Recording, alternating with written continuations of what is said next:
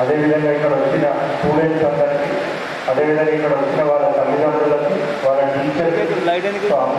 So అది ఒక ఎత్తు అయితే చాలామంది 10/10 తీసుకొని రావడం, 9.8 తీసుకొని రావడం, 9.5 కంటే కూడా ఎక్కువ వచ్చిన వాళ్ళు కూడా చాలామంది, సుమారుగా 400 మంది మన జిల్లాలో ఉండడం జరిగింది. సో మీ అందరికీ కూడా మీరే కాకుండా మన జిల్లాలో ఎవరెవరైతే కష్టపడి చదివి మంచిగా పాస్ అయినారో ప్రతి ఒక్క విద్యార్థి కూడా డిస్ట్రిక్ట్ అడ్మినిస్ట్రేషన్ తరఫున పేరు పేరు మీ అందరికీ కూడా కంగ్రాచులేషన్స్ చెప్తా ఉన్నాము. సో ఫస్ట్ ఎవరికైనా రైట్ తీసుకోవాలని అంటే ఫస్ట్ స్టూడెంట్సే. ఎందుకంటే మీరు చేసిన కృషి వల్లనే మీకు అంత మంచి మార్క్స్ రావడం జరిగింది. సో ఫస్ట్ ఆఫ్ ఆల్ మీ అందరికీ కూడా కంగ్రాచులేషన్.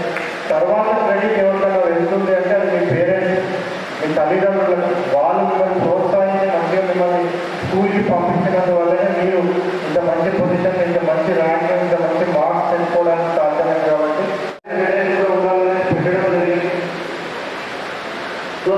సో మంచి ఇంపార్టెంట్ మీరందరూ కూడా తీసుకోవాలనేసి ఈ సెషన్ మనం ఏర్పాటు చేయడం జరిగింది. సో దాంట్లో మీ అందరికీ కూడా ఉపయోగపడిందని అనుకుంటా ఉన్నాను.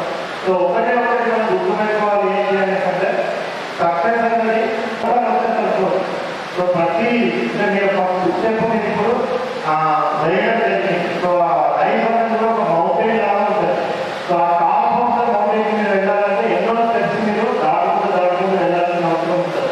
సో ఈ ఫస్ట్ స్టెప్ ఒకటి దాటేసాం కాబట్టి మొత్తం అయిపోయింది అనేది 82% వచ్చింది. సో బీటెక్ వెళ్ళినప్పుడు జేఎన్టీయూ కాలేజ్లో నేనే టాపర్. సో నా గ్రాఫ్ ఏంటంటే ఇంక్రీజ్ అయిపోయినా పోయింది. 82 నుంచి 93 నుంచి మళ్ళీ బీటెక్లో జేఎన్టీయూ టాపర్. సో ఆ విధంగా ఇంక్రీజ్ అయిపోయినా పోయింది.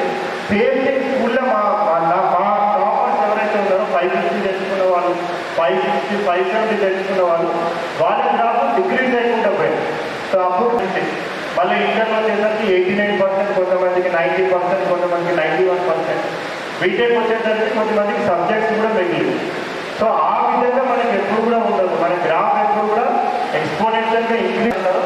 జాగ్రత్తగా మనం ఏమైతే చదువుకుంటూ పోతా ఉన్నామో స్లోగా ముందుకెళ్ళాల్సిన అవసరం ఉంది. సో అదేవిధంగా మీరు ప్రతి ఒక్కరు కూడా నా రిక్వెస్ట్ ఏంటంటే కాన్సెప్చువల్ క్లారిటీ అనేది చాలా ఇంపార్టెంట్.